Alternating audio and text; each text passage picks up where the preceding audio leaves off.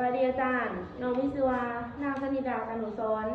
เป็นนักศึกษาพยาบาลปีหนึ่งจะมาสาธิตเกี่ยวกับการสงสารน้ำให้คนเจ็บ